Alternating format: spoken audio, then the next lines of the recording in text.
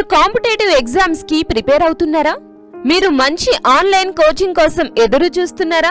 అయితే హర్షిత్ ఇన్స్టిట్యూట్ ఇప్పుడు ఆన్లైన్ చేస్తుంది. Online coaching for APPSC, TSPSC, SI constable, RRB, SSC. 24/7 access, laptop or mobile access. Harshit institute. Download the app and study materials our mobile app. Visit www.harshitinstitute.co.in. మీరు అనుకున్న job ని సాధించండి. Harshit Institute. Cell 9032200190, 9676525789. youtube.com Harshit institute.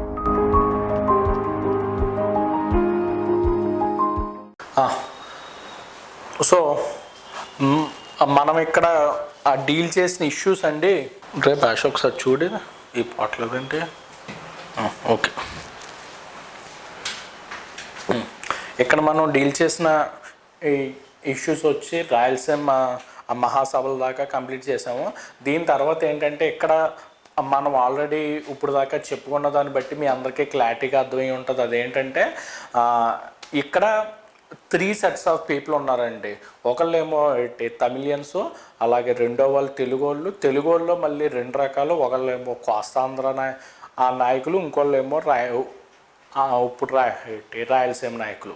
Andhra Rayalaseema నాయకులకి కలిపి ఈ యొక్క Tamilians అంటే పడదు.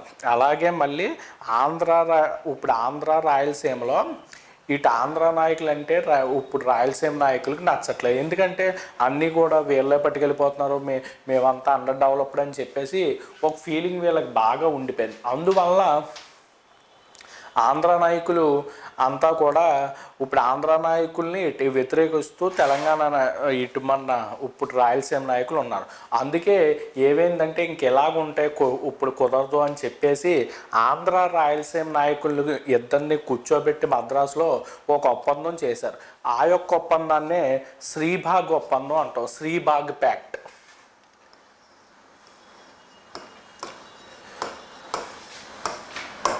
శ్రీబాగ్ ప్యాక్ట్ అంటామండి. శ్రీబాగ్ ప్యాక్ట్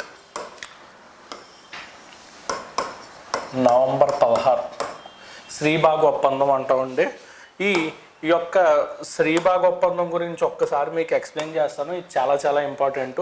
అసలు శ్రీబాగ్ అంటే ఏంటి? శ్రీబాగ్ అంటే ఏమిటంటే మద్రాసులోని Kasinathuni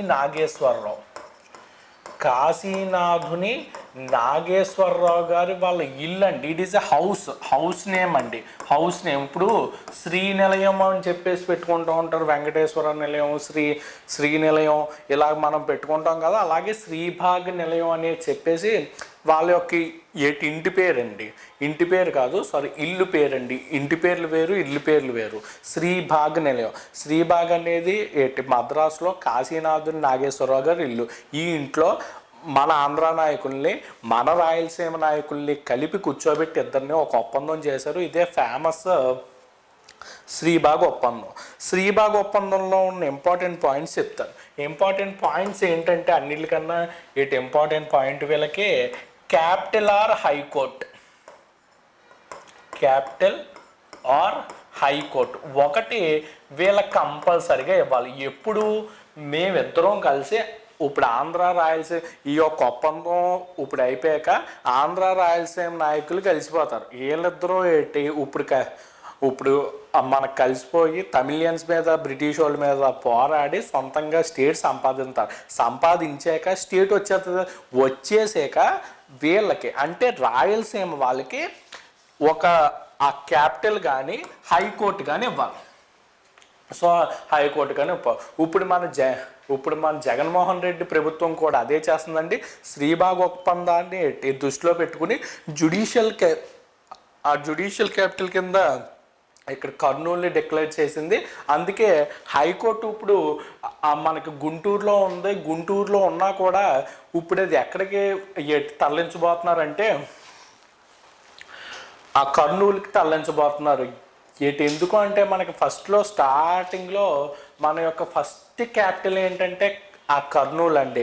Andhra state first capital so ఆ కర్నూలు. ఇప్పుడు మనం ఏంటంటే క్యాపిటల్ అలాగా కర్నూలులో పెట్టలేము, ఎందుకంటే విశాఖపట్నం అమరావతి క్యాపిటల్స్ కింద ఉంటాయి కాబట్టి అట్లీస్ట్ హైకోర్టు అన్నా ఇస్తే శ్రీబాగ్ ఒప్పందాన్ని ఒక మనకి 80 సంవత్సరాల తర్వాత అయినా కూడా దాన్ని గౌరవించిన వాళ్ళం అవుతామని సో చెప్పేసి, అందుకే ఏంటంటే ఇప్పుడు మన ఆ ప్రెసిడెంట్ జగన్మోహన్ రెడ్డి ప్రభుత్వం హైకోర్టుని ఆ కర్నూలులో పెట్టింది. ఇది చాలా ఇంపార్టెంట్ బిట్ అండి, ఎందుకంటే ఈ యొక్క శ్రీబాగ్ ఒప్పందం ఇటీవల మళ్ళీ న్యూస్లో ఉంది, అందుకు మీకు ఎగ్జామ్లో బిట్ వచ్చే అవకాశాలు చాలా చాలా ఎక్కువగా ఉన్నాయి.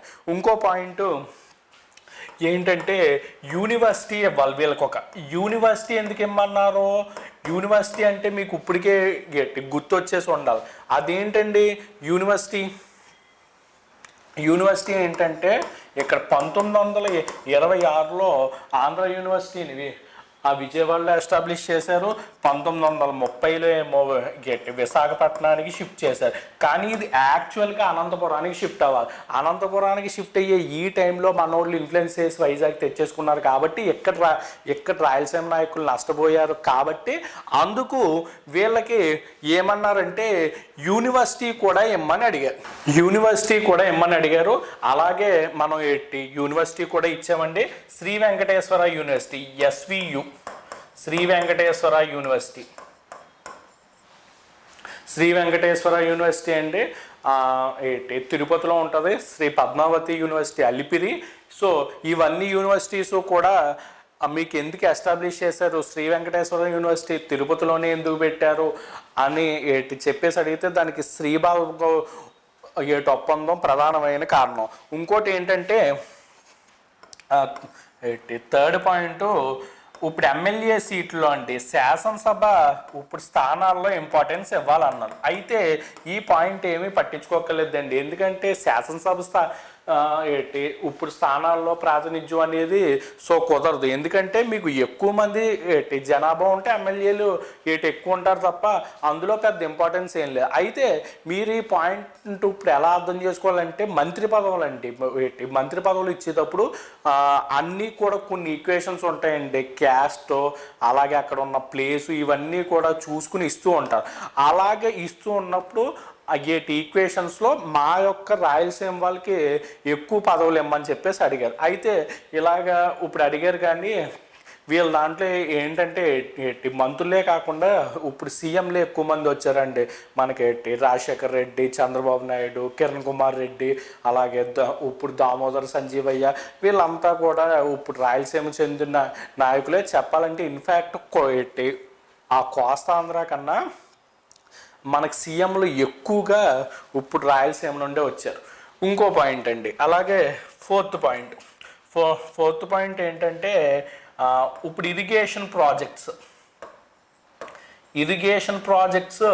వీళ్ళు ఎక్కువ కట్టించమని అడిగారు. అంటే ఇరిగేషన్ ప్రాజెక్ట్స్ ఏమైనా కూడా ఇప్పుడు శాంక్షన్ చెయ్యాలి అంటే ఫస్ట్ ప్రిఫరెన్స్ మా రాయలసీమకి ఇవ్వండి, ఎందుకంటే రాయలసీమలో ఎప్పుడూ కూడా కరువు ఇప్పుడు తాండవిస్తూ ఉంటుంది కాబట్టి అక్కడ ఇరిగేషన్ ప్రాజెక్ట్స్ ఇమ్మని చెప్పారు. అలాగే ఒక ఇరిగేషన్ ప్రాజెక్ట్ కట్టామండి, అది అందరికీ తెలుసు. అదే ఏంటంటే శ్రీశైలం ప్రాజెక్ట్ ఎస్టాబ్లిష్ చేసాము. దాన్నే మనకి నీలం సంజీవరెడ్డి ఆ ప్రాజెక్ట్ అంటారండి. ఈ యొక్క ప్రాజెక్ట్ అంటే ఇక్కడేమో క్యాపిటల్ లేక హైకోర్టు ఇమ్మని అడిగారు. ఆల్రెడీ ఏం చేసామంటే స్టేట్ ఫామ్ అవగానే మన ఫస్ట్ క్యాపిటల్ కర్నూలు చేసాం, అంటే ఈ డిమాండ్ ఫుల్ఫిల్ అయిపోయింది. ఇప్పుడు మన జగన్మోహన్ రెడ్డి గారు ఈ డిమాండ్ కూడా ఫుల్ఫిల్ చేస్తున్నారు. అంటే ఈ పాయింట్ వరకు వాళ్ళు సాటిస్ఫైడ్. ఈ పాయింట్ వరకు ఇప్పుడు వాళ్ళు ఇంకోటి ఏంటంటే యూనివర్సిటీ అడిగారండి. యూనివర్సిటీ ఎప్పుడో ఇచ్చేసాం, శ్రీ వెంకటేశ్వర యూనివర్సిటీ ఇప్పుడు తిరుపతిలో ఉంటుంది. అలాగే ఇంకొక 2-3 యూనివర్సిటీలు కూడా అక్కడ మనకి ఇప్పుడు ఎస్టాబ్లిష్ అయినాయండి. ఎగ్జాంపుల్ చెప్పాలంటే శ్రీకృష్ణదేవరాయ యూనివర్సిటీ ఇప్పుడు రాయలసీమలో ఉంటుంది. అలాగే ఇటీవల ఇండియన్ ఇన్స్టిట్యూట్ ఆఫ్ డిజైన్, అలాగే IIIT శ్రీ సిటీలో పెట్టారు. ఇలాగా అనేకమైన సో ఇప్పుడు ఇన్స్టిట్యూట్స్ అండి. అలాగే పద్మావతి యూనివర్సిటీ అండ్ నెక్స్ట్ అంటే సాంస్క్రిట్ యూనివర్సిటీ అని చెప్పేసి ఇటు ఒకటి ఉంటుంది. ఇలాగ డిఫరెంట్ టైప్ ఆఫ్ యూనివర్సిటీస్ అన్నీ కూడా ఎస్టాబ్లిష్ చేయడం జరిగింది. తెలుగు యూనివర్సిటీ, అలాగే విక్రమ్ సింహపురి యూనివర్సిటీ నెల్లూరు, ఇలాగ యూనివర్సిటీస్ అన్నీ కూడా ఇవ్వాలి. కాబట్టి ఈ యొక్క డిమాండ్ అనేది కంప్లీట్గా ఫుల్ఫిల్ అయింది. ఇంకోటి ఏంటంటే ఎమ్మెల్యే సీట్లు అండి, లెజిస్లేచర్లో ఎక్కువ ఇంపార్టెన్స్ ఇవ్వమని చెప్పారు. ఎక్కువ ఇంపార్టెన్స్ ఏంటంటే ఏకంగా సీఎం కుర్చీలే ఇచ్చారు. వీళ్ళని ఏమంటే ఎమ్మెల్యే సీట్లు అడిగారు, ఎమ్మెల్యే సీట్లు బదులు ఏకంగా సీఎం కుర్చీలే ఇచ్చారు. మనకి ఆల్మోస్ట్ ఏంటంటే కిరణ్ కుమార్ రెడ్డి గారు, అలాగే రాజశేఖర్ రెడ్డి గారు, జగన్మోహన్ రెడ్డి గారు, అలాగే చంద్రబాబు నాయుడు, దామోదరం సంజీవయ్య, వీళ్ళంతా కూడా రాయలసీమ నుండి వచ్చిన వాళ్ళే. కాబట్టి ఆల్మోస్ట్ ఈ డిమాండ్ కూడా 100% ఫిల్ అయ్యారు. ఇంకోటి ఏంటంటే ఇరిగేషన్ ప్రాజెక్ట్స్ అండి. ఇప్పుడు ఇరిగేషన్ ప్రాజెక్ట్స్, మీకు ఇరిగేషన్ ప్రాజెక్ట్స్కి ఏంటంటే శ్రీశైలం డ్యాము, అలాగే తుంగభద్ర డ్యాము, అండ్ నెక్స్ట్ ఏంటంటే సుంకేసు బ్యారేజ్ ఉంటుందండి కర్నూలులో, సుంకేసుల ప్రాజెక్టు. ఇప్పుడు అలాగే అనంతపురంలో మనకి హైంద్రీనివా, ఇప్పుడు హైంద్రీనేవా కడుతున్నారు. అలాగే లిఫ్ట్ ఇరిగేషన్స్, అనేకమైన లిఫ్ట్ ఇరిగేషన్స్ కడుతున్నారండి కర్నూలులో, ఉకుటన్నలో. ఇలాగా నెంబర్ ఆఫ్ ప్రాజెక్ట్స్ అండి, ఇలా నెంబర్ ఆఫ్ ప్రాజెక్ట్స్ అన్నీ వస్తున్నాయి. ఇంకోటి కూడా ఇంపార్టెంట్ ప్రాజెక్ట్ ఏంటంటే తెలుగు గంగా ప్రాజెక్టు. ఇలాగా సో నెంబర్ ఆఫ్ ప్రాజెక్టు ఇప్పుడు ఇరిగేషను, అలాగే తుంగభద్ర డ్యామ్ ఇష్యూ మీరు ఇటీవల అంతా కూడా అబ్జర్వ్ చేసి ఉంటారు. తుంగభద్ర డ్యామ్ యొక్క హైట్ పెంచుతామని చెప్పేసి ఆంధ్రప్రదేశ్ గవర్నమెంట్ చెప్పింది. సో దానికి కర్ణాటక ప్రభుత్వం, తెలంగాణ ప్రభుత్వం వీళ్ళంతా కూడా వ్యతిరేకత చెప్పడం, ఇవన్నీ కూడా ఇష్యూస్లో వస్తున్నాయి. సో శ్రీబాగ్ ఒప్పందం అనేది ఎగ్జామ్ పాయింట్ ఆఫ్ వ్యూలో చాలా చాలా చాలా ఇంపార్టెంట్ అండి. ఇది కూడా మనకి ఎగ్జామ్లో అడిగే ఛాన్స్ ఉంది. శ్రీబాగ్ ఒప్పందంలో అడిగే ఒకే వాడు బిట్ ఏంటంటే శ్రీబాగ్ అంటే ఏంటంటాడు. శ్రీబాగ్ అనేది ఆ మద్రాసులోని కాశీనాథుని ఆ నాగేశ్వరరావు గారి యొక్క స్వగృహం గుర్తుపెట్టుకోవాలి. వాడు ఇంకోటి అడిగేది ఏంటంటే డేట్ అడుగుతాడండి. డేట్ ఎప్పుడంటే నవంబర్ 16th 1937. డేట్ బాగా గుర్తుండాలి. డేట్ గుర్తుండకపోతే ఎగ్జామ్స్లో మార్కులు పోతాయి. అందుకే ఇది అబ్జర్వ్ చేయండి. కంపల్సరిగా మీరు డేట్లు అనేది మెమరైజ్ చేయాలండి, తప్పదు మరి. సో మీకు శ్రీబాగ్ దాకా అర్థమై ఉంటుందండి. శ్రీబాగ్ ఒప్పందం మనకి 1937లో జరిగింది. ఆ తర్వాత ఏమవుద్దంటే 1939 to 1945 వరల్డ్ వార్ 2 అయిందండి. Out break of world war 2. So ఇప్పుడు వరల్డ్ వార్ 2 ఉండడం వల్ల మన యొక్క ఇండియన్స్ కాన్సన్ట్రేషన్ కానీ, ఆంధ్ర డిమాండ్ కానీ, ఈ అన్ని డిమాండ్లో కూడా ఇప్పుడు పక్కకు పోయినాయి అండి. ఎందుకంటే అందరి యొక్క ఫోకస్ కూడా ఏంటంటే వరల్డ్ వార్ ఎండ్ అయిపోలే, అందరూ సేఫ్గా ఉండాలని చెప్పేసి ఆలోచించారు తప్ప ఇలాంటి టైంలో కూడా నాకు స్టేట్ ఇచ్చే అని చెప్పేసి సో ఇటు ఎవడో కూడా ఉద్యమం చేయలేదు. అందుకు ఈ పీరియడ్లో మనకి ఆంధ్ర ఉద్యమం అనేది కానీ ఎక్కడ ఉండదండి. మీరు ఇండియన్ హిస్టరీలో ఇండిపెండెన్స్ మూమెంట్ చెక్ చేసిన ఈ టైంలో మీకు పెద్దగా ఏముండదండి. మీకు ఎక్సెప్ట్ 1942లో క్రిప్స్ మిషన్ ఒకటి ఉంటుంది అంతే. క్రిప్స్ మిషన్ మినహా మీకు పెద్ద చెప్పుకోదగ్గ అంశాలు కూడా ఇండియన్ హిస్టరీలో ఉండవు. సో ఈ టైంలో మనకి ప్రత్యేక ఆంధ్ర ఉద్యమం అనేది ఆటోమేటిక్గా సైలెంట్ అయిపోయాక ఇక్కడ ఏమైందంటే 1945లో ఇక్కడ వరల్డ్ వార్ 2 కంప్లీట్ అయిపోయింది. అక్టోబర్ 24, 1945న యుఎన్ఓని ఎస్టాబ్లిష్ చేశారు. అక్కడ నుండి అంతా కూడా మనకు ఒక పీస్ఫుల్ వరల్డ్ ఉంది. సో ఇవన్నీ విషయాల్లో అందరికీ తెలిసిన అంశాలే. అయితే ఇక్కడ ఇంకొక ఇంపార్టెంట్ పాయింట్ మీరు అబ్జర్వ్ చేయాలి. అదేంటంటే 45లో మీకు ఎప్పుడైతే 45లో ఇప్పుడు వరల్డ్ వార్ 2 అయిపోతుందో ఇంగ్లాండ్లో ఎన్నికలు జరుగుతాయండి. ఇంగ్లాండ్లో జరిగిన ఇప్పుడు ఎన్నికల్లో క్లైమేట్ అట్లీ నెగ్గుతాడండి లేబర్ పార్టీ.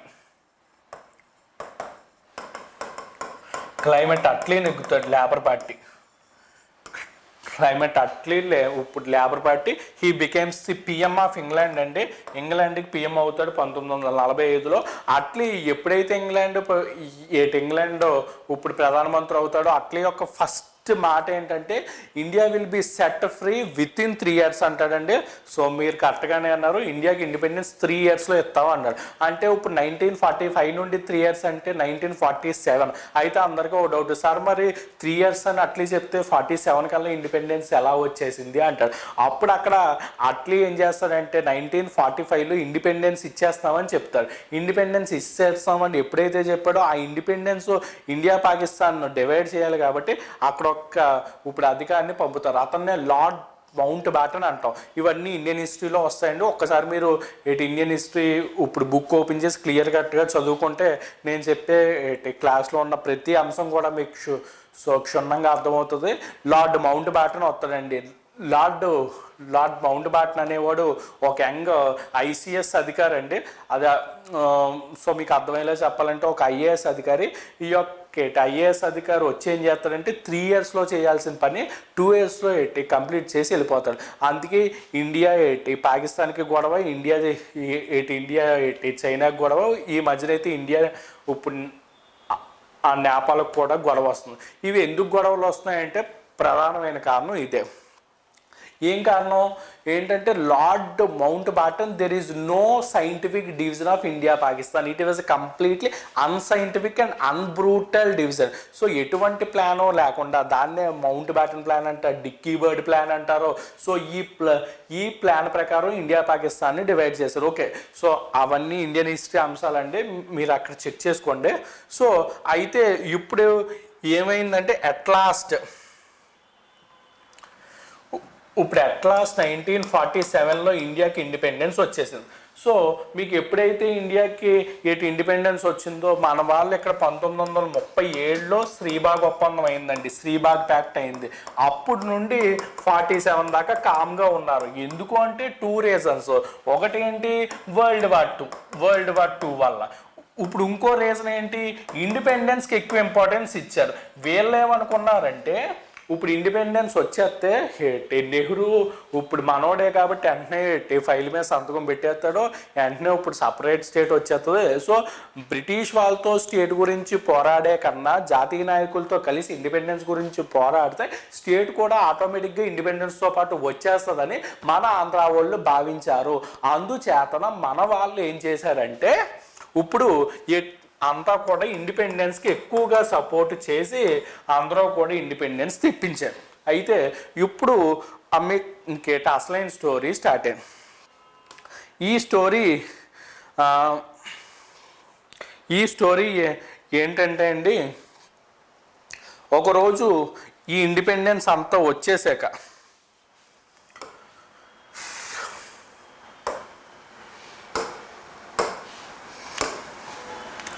ఈ ఇండిపెండెన్స్ అంతా కూడా ఇప్పుడు వచ్చేసాక ఎప్పటి నుండో డిమాండ్లు ఉన్నాయండి. భాషా ప్రయుక్త రాష్ట్రాల డిమాండ్లు ఉన్నాయి. లింగ్విస్టిక్ స్టేట్స్ డిమాండ్స్ అంటాం. లింగ్విస్టిక్ స్టేట్ అంటే ఓ పాయింట్ అన్నారు. What is a linguistic state? Linguistic state అంటే ఏంటంటే ఒక భాష మాట్లాడే వాళ్ళంతా ఒకటే స్టేట్గా మీకు ఏర్పడ్డాన్ని లింగ్విస్టిక్ స్టేట్ అంటామండి, భాషా ప్రయుక్త రాష్ట్రం. ఎగ్జాంపుల్ ఏంటంటే తెలుగు మాట్లాడే వాళ్ళంతా ఒక స్టేట్ అవ్వడం, అలాగే తమిళ్ మాట్లాడే వాళ్ళు ఒక స్టేటు, మలయాళం మాట్లాడే వాళ్ళు ఒక స్టేటు, కన్నడ, పంజాబీ, భోజ్పూరి, గుజరాతీ, ఇలాగే ఎవరికాళ్ళు. అయితే ఇలాగ మనోళ్ళు ఎలాగైతే స్టేట్ ఇమ్మని ఇప్పుడు డిమాండ్ చేస్తున్నామో ఎప్పటి నుండో, సో అన్ని స్టేట్ల డిమాండ్లో కూడా అప్పటి మన ఫస్ట్ PM అయిన జవహర్లాల్ నెహ్రూ దగ్గరికి వచ్చింది. ఇలాంటి టైంలో ఆ జవహర్లాల్ నెహ్రూ 1948లో విశాఖపట్నానికి వస్తాడు, వైజాగ్కి వస్తాడండి. వైజాగ్కి ఎందుకు వచ్చాడంటే Hindustan shipyard limited,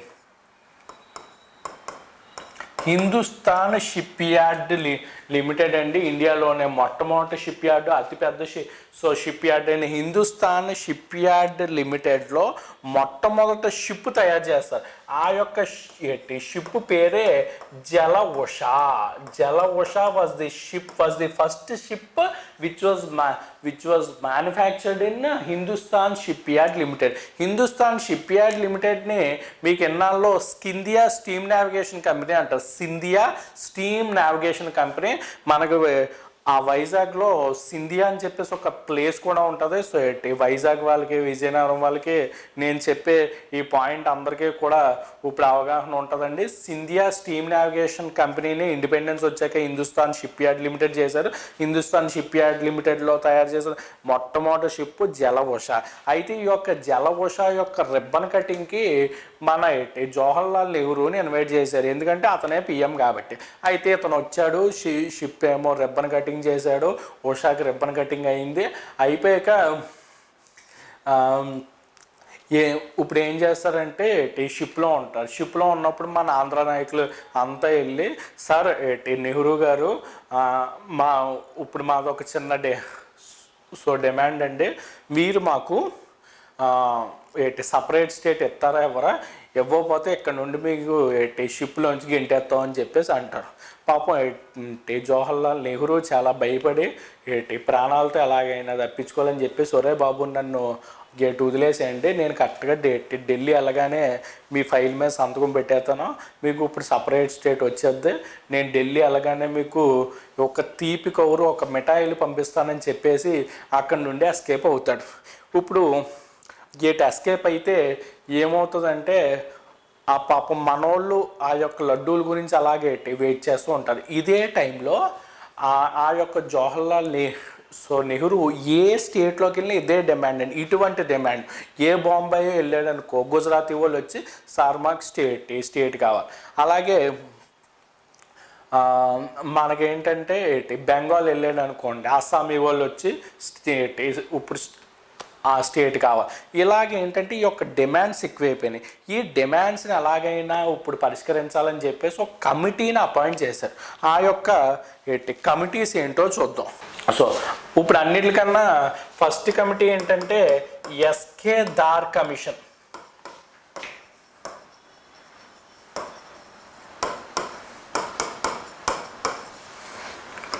SK Dar commission గురించి ఒకసారి ఎక్స్ప్లెయిన్ చేస్తానండి.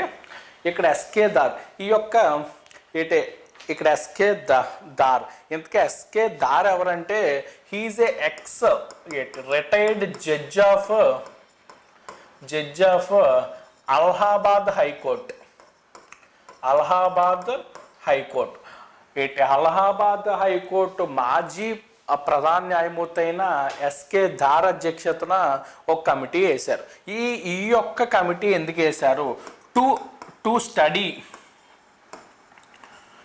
Study the demand of linguistic states.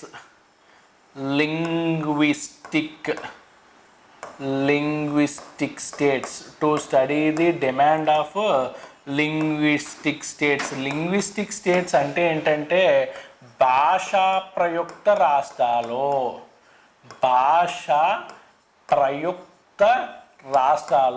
కంపల్సరిగా మీకు టెర్మినాలజీ తెలియాలండి, ఇంగ్లీష్ మీడియం అయినా తెలుగు మీడియం అయినా. ఎందుకంటే టెర్మినాలజీ మీకు కానీ ఇప్పుడు తెలియకపోతే మీరు ఎగ్జామినేషన్లో ఇప్పుడు మీరు ఈజీగా 1-2 మార్కులు అనేది కోల్పోతారు. ఇక్కడ ఆ లింగ్విస్టిక్ స్టేట్స్ అండి. అయితే ఇక్కడ ఒక ఇంపార్టెంట్ పాయింట్ మీరు గుర్తుపెట్టుకోవాలి. ఆ ఇంపార్టెంట్ పాయింట్ ఏమిటంటే ఇప్పుడు లింగ్విస్టిక్ స్టేట్స్ ఇక్కడ మనకి దార్ కమిషన్ తన ఆ రిపోర్ట్లో చెప్పిన ఇంపార్టెంట్ పాయింట్ ఏంటంటే వీళ్ళు చెప్పిన ఇంపార్టెంట్ పాయింట్ ఏంటంటే ఎప్పుడూ కూడా స్టేట్ అనేది లాంగ్వేజ్ బేస్ మీద ఎప్పుడూ స్టేట్ ఇవ్వకూడదు. లాంగ్వేజ్ బేసిస్ అనేవి ఎప్పుడూ తప్పు. You should not give a state on demand only language. ఇప్పుడు ఒక భాష మాట్లాడే వాళ్ళంతా ఒకటే స్టేట్ అంటే ఇండియాలో సుమారుగా మీకు ఎలా చూసుకున్న 1600 భాషలు ఉంటాయి. అంటే ఇండియాని 1600 స్టేట్లు చేయాలి. అఫీషియల్గా రికగ్నైజ్ అయినవే మనకి 22 భాషలు ఉన్నాయి కదండి. అన్అఫీషియల్గా ఇంకా 1600 లాంగ్వేజ్ ఉన్నాయి. సో ఈ యొక్క ప్రిన్సిపల్ని ఒప్పుకోలేదు. వీళ్ళు ఇంకోటి ఏం చెప్పారంటే backwardness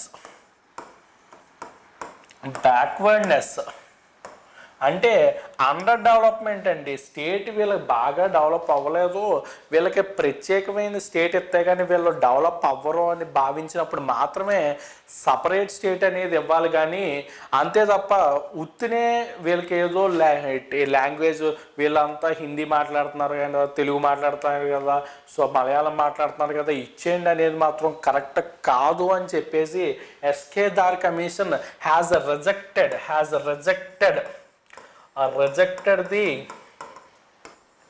rejected the principle of linguistic states. అసలు లింగ్విస్టిక్ స్టేట్స్ అనేది సమస్య లేదు, ఇవ్వద్దు అని చెప్పేసి రిపోర్ట్ రాసి ప్రధానమంత్రి అయిన నెహ్రూ గారికి ఇచ్చేసింది. ఇప్పుడు ఏం చేశారంటే ఇంకొక కమిషన్ వేశారు. ఆ యొక్క ఇంకొక కమిషన్ ఏంటో సో ఇక్కడ చూద్దాం అండి. ఇంకొక కమిషన్ ఏంటంటే జేవీపీ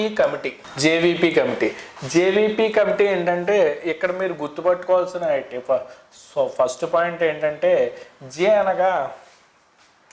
అంటే జవహర్లాల్ నెహ్రూ, వి అంటే వల్లభాయ్ పటేల్, అలాగే పి అంటే పట్టాభి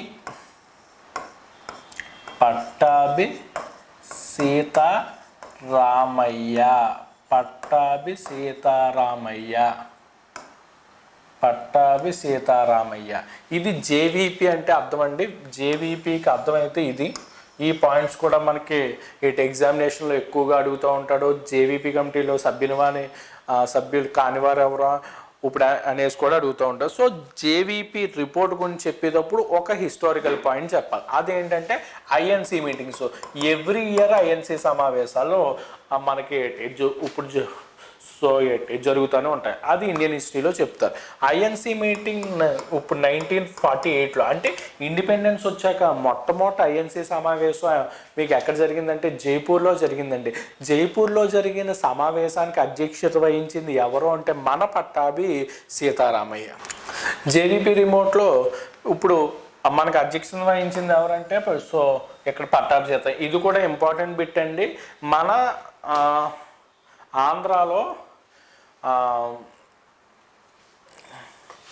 ఆంధ్ర నుండి ఐఎన్సీకి అధ్యక్షత వహించిన వాళ్ళు ఇద్దరండి. ఇప్పుడు తెలుగు వాళ్ళు అంటే ఇంకా ఆ తర్వాత ఏంటంటే పివి నరసింహారావు గారు, ఇప్పుడు అలాగే దామోదర్ సంజీవయ్య గారు చాలామంది ఉన్నారు. హిస్టారికల్ సో పాయింట్ ఆఫ్ వ్యూలో మన ఇప్పుడు ఆంధ్ర నుండి ఐఎన్సీ సమావేశాలకు అధ్యక్షత వహించిన మొట్టమొదటి వ్యక్తి పి ఆనందాచార్యుల తర్వాత ఐఎన్సీ సమావేశానికి అధ్యక్షత వహించిన రెండవ తెలుగు వ్యక్తి. ఇక్కడ మీరు గుర్తుపెట్టుకోండి, ఆంధ్రవాడు అలాగే తెలంగాణ వాడు అని చెప్పట్లేదు, తెలుగువాడు. సో ఇప్పుడు తెలుగువాడు ఎవడో అంటే మన భోగరాజు పట్టాభి సీతారామయ్య గారు. ఇతను ఐఎన్సీ సమావేశానికి అధ్యక్షత వహించే రెండో వ్యక్తి. ఐఎన్సీ సమావేశం ఎప్పుడు అధ్యక్షత వహించారు? 1948లో. 1948లో ఐఎన్సీ సమావేశం ఎక్కడ జరిగింది? జైపూర్లో జరిగింది. జైపూర్నే మనకి ఏమంటారు, పింక్ సిటీ అంటారు. It was the capital of Rajasthan. అలాగే ఇక్కడ ఇంకొక ఇంపార్టెంట్ పాయింట్ ఏంటంటే ఇండియాకి ఇండిపెండెన్స్ వచ్చాక మొట్టమొదటి ఐఎన్సీ సమావేశం ఎక్కడ జరిగిందని కూడా మీకు ఎగ్జామ్లో అడుగుతాడు. దానికి సమాధానము ఏమిటి అంటే సో దానికి సమాధానం ఇదే అండి, జైపూర్. ఈ సమావేశానికి అధ్యక్షుడు ఎవరంటే సో మన పట్టాభి సీతారామయ్య. ఈ యొక్క సో సమావేశంలో జేవీపీ కమిటీ అనేది ఒక కమిటీని అపాయింట్ చేస్తున్నాము అని అనౌన్స్ చేస్తారు. ఈ యొక్క కమిటీని మరి ఎందుకు అనౌన్స్ చేస్తున్నారు అంటే వీళ్ళు సింపుల్ పాయింట్ అండి, అదే లింగ్విస్టిక్ స్టేట్స్ అండి. లింగ్విస్టిక్ స్టేట్స్ అంటే అర్థం ఏంటంటే భాషా ప్రయుక్త రాష్ట్రాలు. ఇందాక చెప్పామంటే ఎస్కే దార్ కమిటీ ఏమన్నది, చీప్ వద్దు వెళ్ళిపోండి అని చెప్పేసి అన్నది కాబట్టి ఇక్కడ ఏం చేశారంటే జేవీపీ రిపోర్ట్ వేశారు. జేవీపీ రిపోర్ట్ కూడా అంతా అధ్యయనం చేసి అంటది no matter of linguistic states ఇవ్వకూడదు, ఇదొక వేస్ట్ కాన్సెప్ట్, ఇదొక అనవసరం, బ్యాక్వర్డ్నెస్ ఉంటేనే ఇవ్వాలంటే ఎస్కే దార్ కమిటీ చెప్పిన పాయింట్లే సేమ్ పాయింట్లు రిపీట్ చేసింది. అయితే ఇందులో ఒక చిన్న ట్విస్ట్ పెట్టింది ఏంటంటే, ఇప్పుడు ఆంధ్ర రాష్ట్ర డిమాండ్ని మాత్రం ప్రత్యేకంగా చూడండి. ఆంధ్ర వాళ్ళు పాపం ఎప్పటి నుండో డిమాండ్ ఇప్పుడు చేస్తున్నారు. అందరి గురించి వదిలేయండి.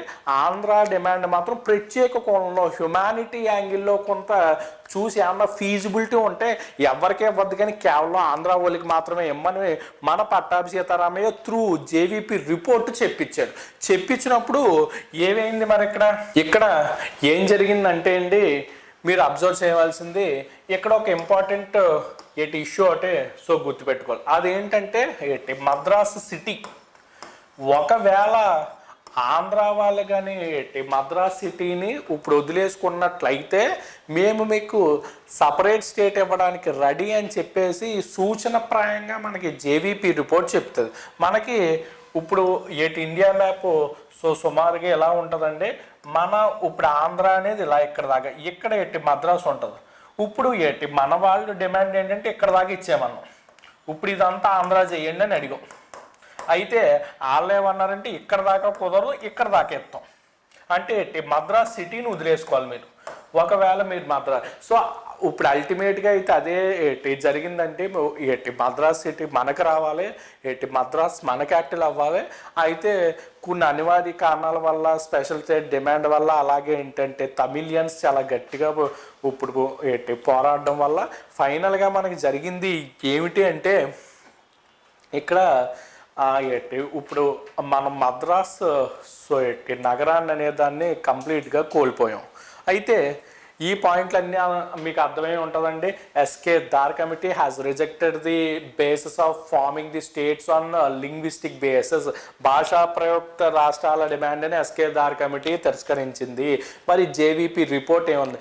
JVP report has also rejected the formula of linguistic states, but it has given some special considerations to Andhra Pradesh. If the people of Andhra Pradesh were ready to leave the Madras city and get ready to construct a new capital, if they were willing to leave the Madras city, if they can leave the mighty Madras, then we will give some separate special state which they were demanding from 1903. ఇది క్లుప్తంగా JVP report చెప్పిన point.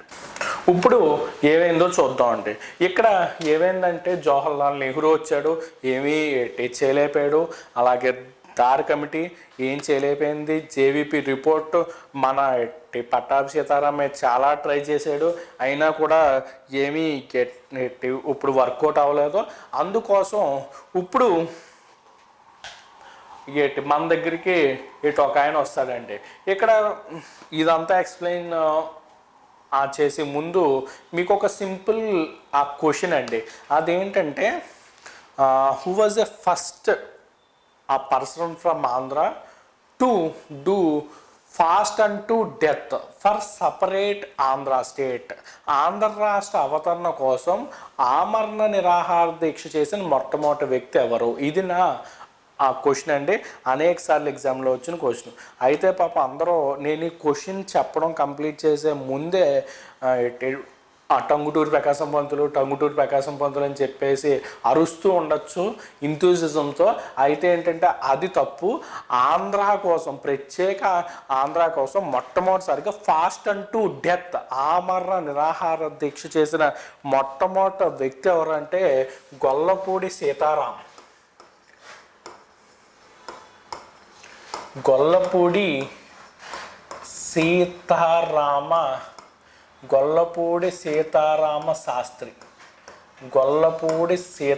Sastry. ఒక్కొక్క బుక్లో గొల్లపూడి సీతారామ స్వామి అని ఉంటుంది. So కొంచెం అటు ఇటుగా మీరు అడ్జస్ట్ చేసుకోండి. సో ఇతని స్టోరీ ఏంటి? ఇతని స్టోరీ ఏమిటంటే, ఆగస్టు 15 ఇండిపెండెన్స్ డే 1951. సో అప్పటికి ఇండిపెండెన్స్ వచ్చి ఒక 3-4 ఇయర్స్ అవుతుంది. ఈ 3-4 ఇయర్స్ అవుతున్న టైంలో మనోడు ఏం చేశాడంటే, మద్రాస్ సిటీలో ఇప్పుడు నాకు ఆ స్పెషల్ స్టేట్ ఇస్తారా ఎవరా అని చెప్పేసి మెల్లోకి దండేసి కూర్చున్నాడండి. ఆమరణ నిరాహార దీక్షకు పూనుకున్నాడో మన గొల్లపూడి సీతారామ స్వామి. సో ఇప్పుడు ఏమైందో చూద్దాం. మనోడు ఆమరణ నిరాహార దీక్ష కూర్చున్నాడండి. అప్పుడు దాకా సపరేట్ ఆంధ్ర ఉద్యమం కోసం చాలామంది ట్రై చేశారు. ట్రై చేసి ఇసుకెత్తిపోయి వదిలేసిన వాళ్ళు అంతా కూడా ఇతని దగ్గరికి వచ్చి, ఏమయ్యా నువ్వు బాగా కూర్చున్నావు, బాగా చేస్తున్నావు, చెయ్యి ఎలాగైనా నువ్వు స్టేట్ సంపాదించి ఇన్నాళ్ళు మేము కష్టపడ్డాం, 50 సంవత్సరాలు స్టేట్ రాలేదు, అట్లీస్ట్ నీ వల్లన్నా సరే మనకి స్టేట్ వస్తుంది, ట్రై చేయని చెప్పేసి బాగా ఎంకరేజ్ చేశారండి. మంచి మద్దతు దొరికింది మనోడికి. అలాంటి టైంలో అక్కడికి ఒక ఆయన వస్తాడు. ఇతని గురించి చెప్పాలి. అతను ఎవరంటే ఆచార్య వినోబా భావే. ఆచార్య వినోబా భావే ఇతను ఎవరు సార్ అనవచ్చు. ఎప్పుడో స్కూల్ టెక్స్ట్ బుక్లో చదువుకున్నట్లుగా అనిపిస్తుందండి ఇతని నేము. ఆచార్య వినోబా భావే ఎవరంటే భూదాన్ ఉద్యమాన్ని స్టార్ట్ చేశాడు ఇండియాలో. భూదాన్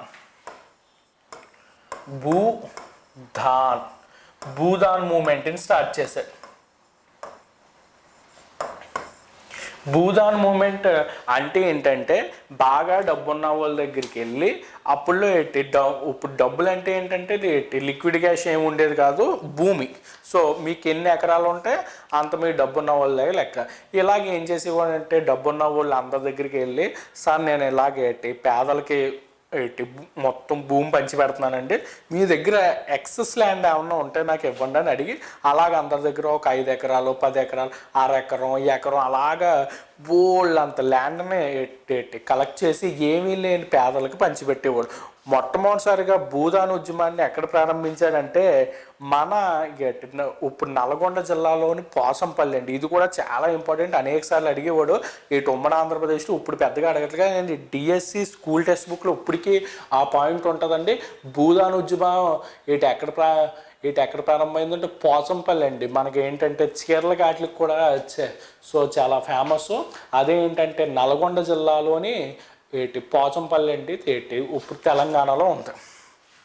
సో ఈయన ఇప్పుడు ఇతనికి సరే ఇప్పుడు సంబంధం ఏమిటి సార్ అని మీరు అడగచ్చు. ఆ యొక్క సంబంధమే ఇప్పుడు మీకు ఎక్స్ప్లెయిన్ చేస్తాను. ఆ యొక్క సంబంధం ఏమిటంటే అండి, మన ఇప్పుడు గొల్లపూడి సీతారామస్వామి మద్రాసులో దండేసి కూర్చుంటే ఈడు పాపం అందరి దగ్గరికి వెళ్ళి ఇప్పుడు ఎత్తనండి. ఆచార్య వినోబా భావే ఇండియాలో మొట్టమొదటిసారిగా రామన్ మ్యాగసెస్ అవార్డు గ్రహీత అయిన ఆచార్య వినోబా భావే ఒక్కొక్క ఊరు వెళ్ళి అక్కడ బాగా డబ్బున్న వాళ్ళ దగ్గర భూమి కలెక్ట్ చేస్తూ మద్రాసుకు వచ్చాడు. మద్రాసుకు వస్తే అక్కడ ఇప్పుడున్న ఇంకో సినిమా ఏంటండి, మన గొల్లపూడి సీతారామస్వామి కూర్చుని ఉంటే అతని దగ్గరికి వెళ్ళి, ఒరే బాబు ఇక్కడ ఎందుకు కూర్చున్నావు నువ్వు అని అడుగుతాడు. ఇప్పుడు ఎందుకు కూర్చున్నావు అంటే ఇది అని చెప్పేసి మొత్తం స్టోరీ చెప్తాడు. మీకు నేను ఎక్స్ప్లెయిన్ చేసింది అంతా కూడా వీడియో ఇలా ప్లే చేసి చూపిస్తాడండి.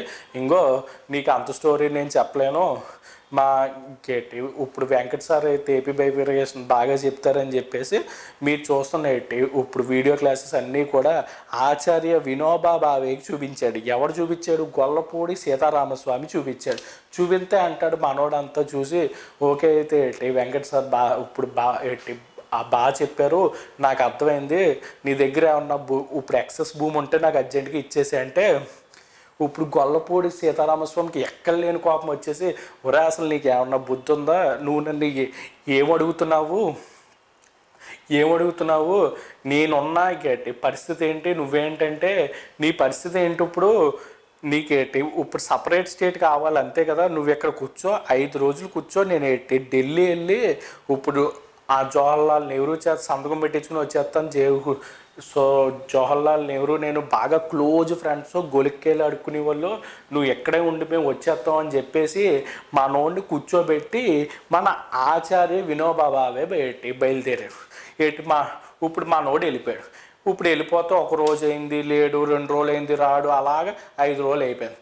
5వ రోజు వస్తాడేమో సీరియస్గా చూస్తూ ఉంటాడు, రాడు. అలాగే ఇప్పుడు 6వ రోజు 10 రోజులు అయింది, ఏ రెస్పాన్స్ ఉండదండి. అలాగే 11వ రోజు అట్లీస్ట్ బాబు ఏంటంటే వాట్సాప్ ఓపెన్ చేసుకుని చెక్ చేసుకుంటూ ఉంటాడు, మెసేజ్ ఏమన్నా పెట్టాడేమో అని చెప్పేసి అది కూడా రిప్లై ఉండదు. ఆ తర్వాత ఏంటంటే చాలాసార్లు పాపం కాల్ ట్రై చేస్తూ ఉంటాడు, ఇప్పుడు కాల్ ఏమో కలవదు. సో ఈడేమో రాడు, వీడికేమో ఇప్పుడు అంత ఆకలిహేస్తూ ఉంటుంది. ఇప్పుడు ఎందుకంటే ఫాస్ట్ అంటూ డెత్ కదా, సో అలాగే 20 days అయిపోతాయి. ఇతని యొక్క ఇప్పుడు ఆరోగ్యం బాగా క్షీణించిపోతుంది. ఆ తర్వాత సుమారుగా ఏమవుద్దంటే 30 days అయిపోద్దండి, 1 month అయిపోయింది. కానీ ఆచార్య వినోబా భావే గారి అడ్రస్ లేదు. ఇప్పుడు ఈమెయిల్ ఎత్తాడో రాడు, ఎఫ్బీలో మెసేజ్ పెడతాడో దానికి ఇప్పుడు రిప్లై ఉండదు, వాట్సాప్లో పింగ్ చేస్తాడో రిప్లై ఉండదు, ఫోన్ చేస్తాడు ఎత్తాడో ఏమవుందో అలా మొత్తం 35 days అయిపోతాయి. మొత్తం 35 days అయిపోతాయండి. ఇవి అయిపోయినాక ఎటువంటి రిప్లై ఉండదు. ఇతని యొక్క ఆరోగ్య పరిస్థితి బాగా క్షీణించిపోతాడు. ఇంకొకటి 2 రోజులు ఉంటే ఇటు చచ్చిపోతాడు కూడా. అలాంటి టైంలో మన ఆచార్య వినోబా భావే పరిగెత్తుకుని వస్తూ ఉంటాడు, ఇన్ని పేపర్లు పట్టుకుని ఇదిగో సాధించానని చెప్పేసి. సో ఆ పరిగెట్టుకుని వస్తూ ఉంటాడు. వస్తూ ఉంటే వెంటనే మన గొల్లపూడి సీతారామస్వామి ఐసీయూలో ఉన్న పేషెంట్ లాగా ఉన్న వ్యక్తి కూడా లెగిసి గంతేస్తాడు. స్టేట్ని నేను సాధించానని చెప్పేసి ఒక పేపర్ చూపిస్తాడు. చూపించగానే ఏమవుతుందంటే గొల్లపూడి సీతారామస్వామిని అందరూ ఎత్తేసి అతనికి నిమ్మకాయ రసం గట్టా పట్టించి మొత్తం దీక్షను విరమింపజేస్తాడు. అంతా అయిపోయాక ఏంటి ఇప్పుడు జవహర్లాల్ నెహ్రూ ఇచ్చేసాడు, ఒకసారి నాకు చూపించు అని అడుగుతాడు.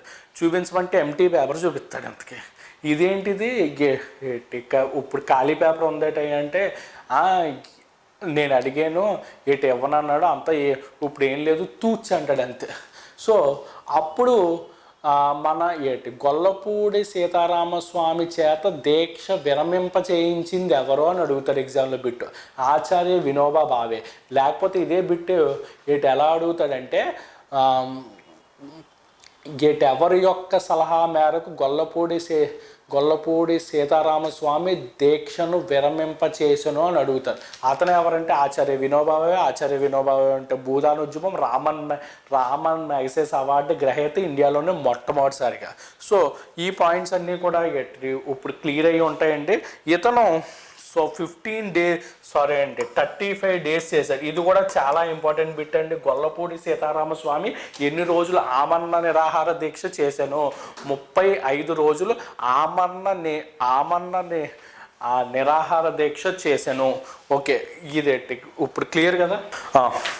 గొల్లపూడి సీతారామస్వామి దీక్ష సక్సెస్ అయిందా అంటే సక్సెస్ అయిందని చెప్పుకోవాలి, ఫెయిల్ అయిందా అంటే ఫెయిల్ అయిందని చెప్పుకోవచ్చు. సో ఇదొక న్యూట్రల్ రిజల్ట్ అండి.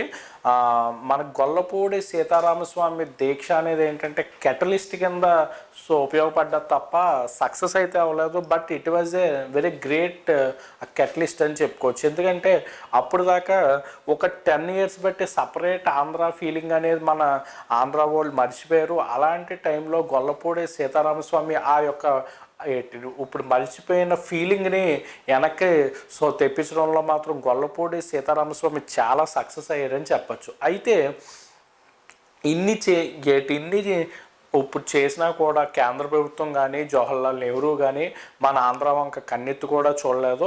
అందుచేతన ఇప్పుడు ఇంకెలా కాదు, ఎలాగైనా ఇప్పుడు ప్రత్యేకాంధ్ర కంపల్సరిగా సాధించాలని చెప్పేసి ఒక గొప్ప వ్యక్తి, ఒక మహనీయుడు ఎదురుకు వస్తారండి. అతనే మనకెవరో కాదు, పొట్టి శ్రీరాములు గారు.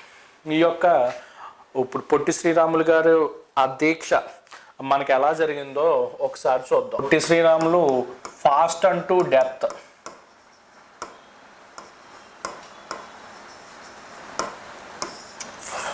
ఫాస్ట్ అంటూ డెత్. సో పొట్టి శ్రీరాములు గారు అండి అక్టోబర్ 19, 1952 ఆమరణ నిరాహార దీక్ష స్టార్ట్ చేశారు. ఎక్కడ స్టార్ట్ చేశారు? మద్రాసులోని బులుసు సాంబమూర్తి గారి ఇంట్లో, బులుసు సాంబమూర్తి హౌస్, బులుసు సాంబమూర్తి గారి ఇంట్లో ఆమరణ నిరాహార దీక్షను చేపట్టారు. బులుసు సాంబమూర్తికి ఒక ఆ బిరుదు కూడా ఉంటుంది, ఇది గుర్తుపెట్టుకోండి. మహర్షి అని ఎవరిని పిలుస్తారంటే బులుసు సాంబమూర్తి గారిని పిలుస్తారు. ఇతను ఈస్ట్ గోదావరికి చెందిన వ్యక్తి అండి. ఈ యొక్క ఆ వ్యక్తి ఏం చేస్తూ ఉంటారంటే ఈ యొక్క ఉద్యమ చరిత్రలో బాగా పార్టిసిపేట్ చేశారు. ఇతను కూడా ఒక ఫ్రీడమ్ ఫైటరు. ఆ తర్వాత ఏంటంటే మద్రాస్ రాష్ట్రానికి అంటే ఇప్పుడు మద్రాస్ ప్రెసిడెన్సీలో స్పీకర్ కింద పనిచేశారండి. అందుకే ఏంటంటే ఇప్పుడు బులుసు సాంబమూర్తి గారికి అతని యొక్క ఇంట్లో ఒక ప్లేస్ ఉంటుందండి. ఆ ప్లేస్ని ఏమంటారంటే వేదశాల అంటారండి, లేక వేద భూమి అంటారు. ఆ యొక్క వేద భూమిలో పొట్టి శ్రీరాములు గారు ఆమరణ నిరాహార దీక్షను చేస్తున్నారు. ఆమరణ నిరాహార దీక్ష ఎప్పుడు స్టార్ట్ చేశారు? అక్టోబర్ 19, 1952. ఆ తర్వాత ఏంటంటే 58 రోజుల పాటు దీక్షను కొనసాగించారండి. అందరూ కూడా సపోర్ట్ చేశారు. సపోర్ట్ చేసినప్పటికీ కూడా కేంద్ర ప్రభుత్వం నుండి ఎటువంటి రెస్పాన్స్ లేదు. ఎటువంటి రెస్పాన్సు లేనందు వలన ఆ పాపం పొట్టి శ్రీరాములు గారు చివరికి ఆమరలు అవుతే తప్ప మనకి రాష్ట్రాన్ని ఇవ్వలేదు. ఫైనల్గా మనకి డిసెంబర్ 15, 1952 ఆ పొట్టి శ్రీరాములు గారు అమరులు అవుతారండి. పొట్టి శ్రీరాములు గారు మరణిస్తారు. ఇతని యొక్క అన్నంతో ఎప్పుడైతే డిసెంబర్ 15 మద్రాసులో బులుసు సాంబమూర్తి గారి ఇంట్లో ఆ యొక్క వేదశాల అని పిలువబడే ప్లేస్లో పొట్టి శ్రీరాములు గారు మరణించారో ఆ టైంలో ఏమైందంటే మద్రాసు రాష్ట్రంతో పాటు ఆంధ్ర రాష్ట్రం అంతా కూడా అతలాకుతలమైందండి. అల్లల్లో హత్తాళ్ళు, స్ట్రైకులు ఇవన్నీ కూడా జరిగినాయి. బస్సులు తగలబెట్టేశారు. నానా అల్లకల్లోలం అంతా కూడా జరిగింది. ఇదంతా చూసి భయపడ్డ జవహర్లాల్ నెహ్రూ ఏం చేస్తారంటే ఆ రోజు డిసెంబర్ 19 బాగా గుర్తుపెట్టుకోండి, చాలా చాలా ఇంపార్టెంట్ ఆ బిట్ అండి. డిసెంబర్ 19, 1952 లోక్సభలో అనౌన్స్మెంట్ చేస్తాడు. అదేంటంటే we are going to give separate Andhra state, Andhra రాష్ట్రాన్ని ప్రకటిస్తున్నాము అని చెప్పేసి ఎప్పుడు చెప్తాడంటే డిసెంబర్ 19, 1952. ఇదే డేట్కి ఇంకొక ఇంపార్టెన్స్ ఉందండి. అదేంటంటే ఫార్మేషన్ ఆఫ్ ఎస్ఆర్సి కూడా వేస్తారు. అదే టైంలో పని స్టేట్స్ రీఆర్గనైజేషన్ కమిటీ, భాషా ప్రయుక్త రాష్ట్రాల సంఘం అంటారండి. స్టేట్స్ రీఆర్గనైజేషన్ కమిటీ, రాష్ట్రాల పునర్వ్యవస్థీకరణ సంఘం అంటారు, లేకపోతే ఫజల్ అలీ కమిషన్ అంటారు, ఎస్ఆర్సి అంటారు, స్టేట్స్ రీఆర్గనైజేషన్ కమిటీ. వీటిలన్నిటికీ కూడా ఒకటే పేరు. ఇది కూడా ఎప్పుడు అనౌన్స్ చేశారు? అనేక సార్లు ఎగ్జామ్లో అడిగాడండి బిట్టు. డిసెంబర్ 19.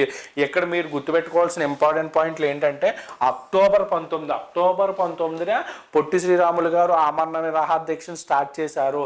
ఆ తర్వాత ఇతను 58 days ఫాస్ట్ అంటూ డెత్ చేసి డిసెంబర్ 15 మరణించారు. ఇది చాలా ఇంపార్టెంట్ బిట్ అండి. ఎగ్జామ్ పాయింట్ ఆఫ్ వ్యూలో వెరీ వెరీ ఇంపార్టెంట్ పాయింట్ ఇది. ఎగ్జామ్లో అనేక సార్లు అడిగాడండి. డిసెంబర్ 15, 1952 మద్రాసులో బులుసు సాంబమూర్తి గారి ఇంట్లో మరణించారు. ఈ పాయింట్ని మీరు అంతా కూడా చాలా జాగ్రత్తగా గుర్తుపెట్టుకోవాలి. ఇప్పుడు మనకి ఎగ్జామ్లో అనేక సార్లు అడిగిన బిట్ అండి ఇది మనకి.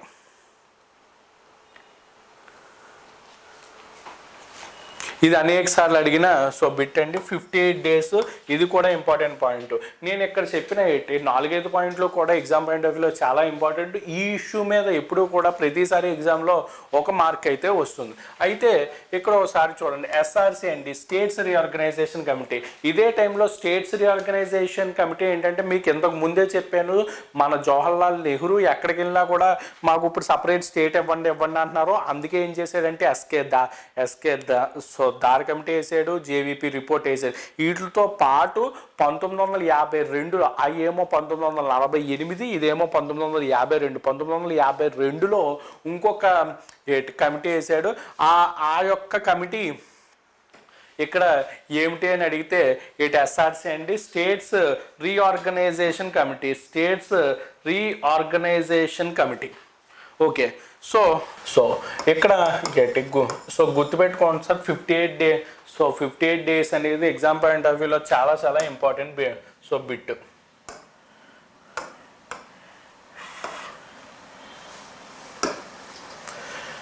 ఓకే, సో ఇక్కడ ఇప్పుడు నెక్స్ట్ ఇంపార్టెంట్ ఏంటంటే మనకి ఇక్కడ దాకా నేను ఏం ఎక్స్ప్లెయిన్ చేశానంటే, ఇక్కడ దాకా మీ కంటిన్యూస్గా ఎక్స్ప్లెయిన్ చేసింది అయితే ఒకే ఒక్క టాపిక్ ఏంటంటే ఆంధ్రప్రదేశ్ హిస్టరీ చెప్పామండి. అయితే ఇప్పుడు మనం అసలైన ఘట్టానికి వచ్చాం, అదేంటంటే ఫార్మేషన్ ఆఫ్ ది స్టేట్.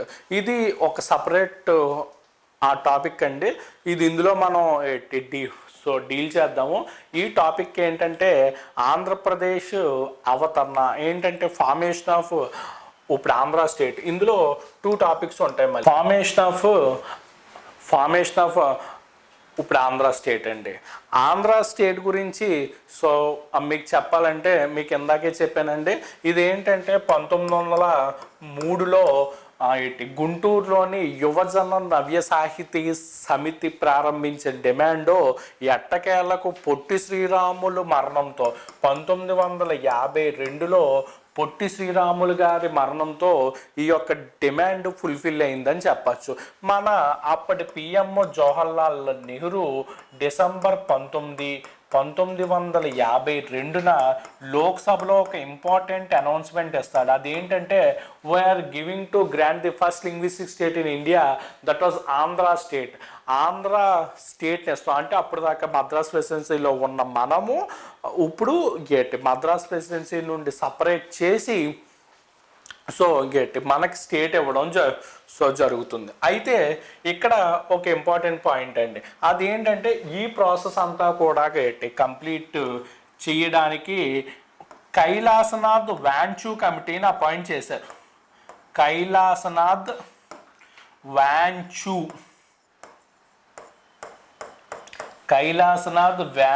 కమిటీని అపాయింట్ చేశారు. చాలా ఇంపార్టెంట్ బిట్ అండి. కైలాసనాథ్ వాంచూ కమిటీ అండి. కైలాసనాథ్ వాంచూ కమిటీని ఎందుకు అపాయింట్ చేశారంటే ఆంధ్ర మరియు మద్రాస్ స్టేట్లని ఎలాగ డివైడ్ చేయాలని సూపర్వైజ్ చేయడానికి కైలాసనాథ్ వాంచూ కమిటీని అపాయింట్ చేశారు. అయితే వాంచూ ముందరున్న మనకి ప్రధానమైన డిమాండ్ ఏమిటి అంటే అది ఇప్పుడు మనకు మద్రాసు సిటీ, ఒకవేళ కానీ మనము ఆ మద్రాస్ సిటీని వదులుకోవడానికి రెడీగా ఉన్నట్లయితే వీళ్ళు ఇప్పుడు సపరేట్ స్టేట్ ఇస్తారు. అలాగే సేమ్ టైంలో తమిళనాడు వాళ్ళు అంటే అప్పుడు మద్రాస్ ప్రెసిడెన్సీ వాళ్ళు ఇంకొక కమిటీ వేశారు. ఆ కమిటీ ఏంటంటే కుమారస్వామి రాజా కమిటీ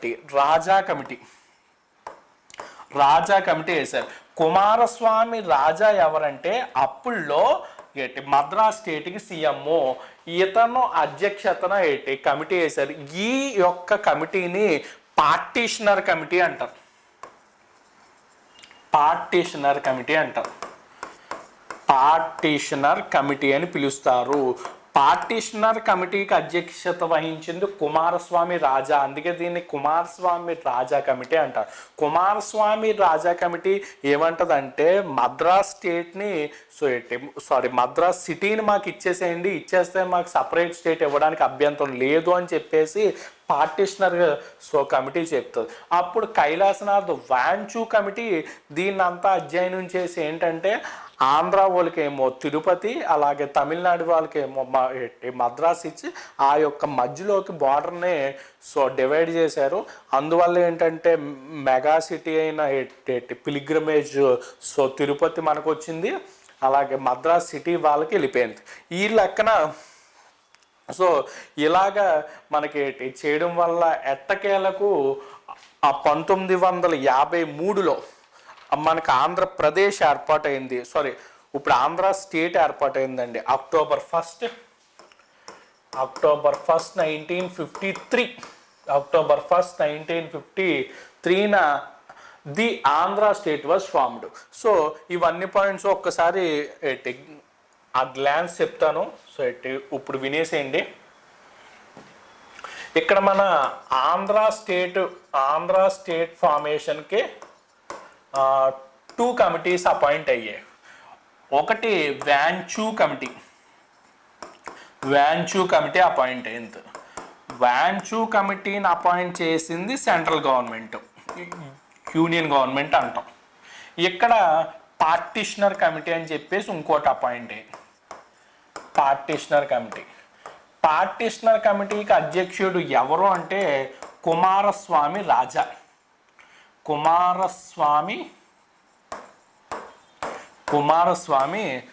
రాజా 2 కమిటీస్ అపాయింట్ అయినాయి. వీళ్ళు ఏమంటారంటే ఇప్పుడు మద్రాస్ సిటీని కనుక మీరు వదిలేసుకున్నట్లయితే మేము ఇప్పుడు సపరేట్గా స్టేట్ ఇస్తామంటారు. ఈ యొక్క అంశాన్ని ఇప్పుడు పరిశీలించి కైలాసనాథ్ వాంచూ కమిటీ ఏం చేసిందంటే ఫైనల్గా మనకి అక్టోబర్ 1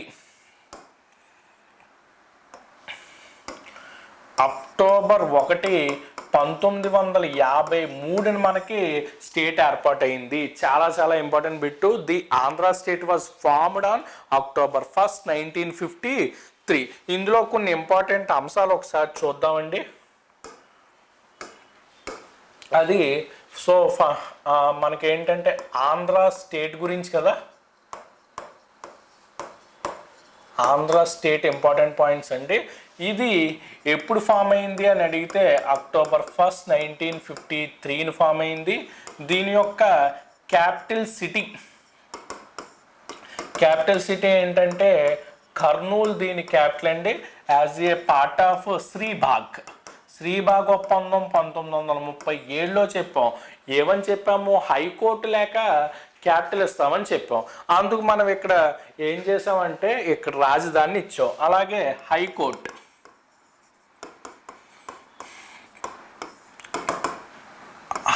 ఎక్కడండి? గుంటూరు. హైకోర్టు గుంటూరు 1954. హైకోర్టు వచ్చి గుంటూరు 1954. ఇప్పుడు ఇది కూడా ఇక్కడికే వెళ్ళిపోతుంది. ఇవన్నీ ఇంటర్చేంజ్ అయినాయి ఇప్పుడు ఎట్ ప్రెసెంట్. అలాగే ఫస్ట్ సీఎం టంగుటూరి ప్రకాశం పంతులు. అలాగే డిప్యూటీ సీఎం వచ్చి నీలం సంజీవరెడ్డి.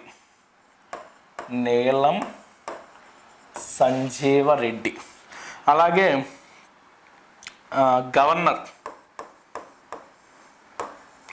గవర్నర్ వచ్చి సిఎం త్రివేది. సీఎం అంటే ఇతను సీఎం అని కాదండి అర్థం. సీఎం అంటే చందాలాల్ మాధవ త్రివేది. సిఎం త్రివేది. సో ఇవి మనకి చాలా చాలా ఇంపార్టెంట్ పాయింట్స్ అండి ఎగ్జామ్ పాయింట్ ఆఫ్ వ్యూలో. గవర్నర్ ఎవరంటే సీఎం త్రివేది. అలాగే high court chief justice, high court CJ అంటే చీఫ్ జస్టిస్. ఇతను ఎవరంటే కోకా సుబ్బారావు.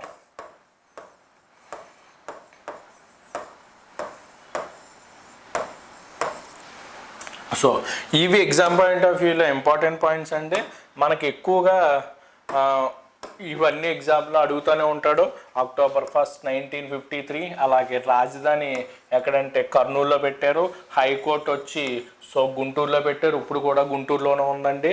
68 years తర్వాత తిరిగి మళ్ళీ గుంటూరుగా వచ్చింది. గుంటూరు నుండి మళ్ళీ ఎక్కడికి వెళ్ళిపోతుందంటే కర్నూలుకి వెళ్తుంది. అలాగే నెక్స్ట్ సీఎం వచ్చి టంగుటూరి ప్రకాశం పంతులు. అలాగే డిప్యూటీ సీఎం వచ్చి నీలం సంజీవరెడ్డి గారు. గవర్నర్ వచ్చి సిఎం త్రివేది. సీఎం అంటే చందాలాల్ మాధవ త్రివేది. హైకోర్టు ప్రధాన న్యాయమూర్తి అండి. మొట్టమొదటి హైకోర్టు ప్రధాన న్యాయమూర్తి సో కోకా సుబ్బారావు. ఇక్కడతో ఏమైందంటే అండి, అప్పుడు దాకా మనం ఎంతగానో ఎలాగైనా సాధించాలి అని చెప్పేసి ట్రై చేస్తూ ఉన్న 50 years పట్టిందండి. 1903లో స్టార్ట్ చేసాము. అప్పటి నుండి 1953కి ఎట్టకేలకు ఆంధ్ర రాష్ట్రం ఏర్పాటైంది. ఇండియాలో ఇప్పుడు ఏర్పాటైన మొట్టమొదట భాషా ప్రయుక్త రాష్ట్రం, the first linguistic state in India ఏమిటని అడిగితే ఆంధ్ర స్టేట్ అండి. ఆంధ్రప్రదేశ్ కాదు, ఆంధ్రప్రదేశ్ 1956. ఇది కేవలం ఆంధ్ర రాష్ట్రము. ఆంధ్ర స్టేట్ 1953, ఆంధ్రప్రదేశ్ 1956.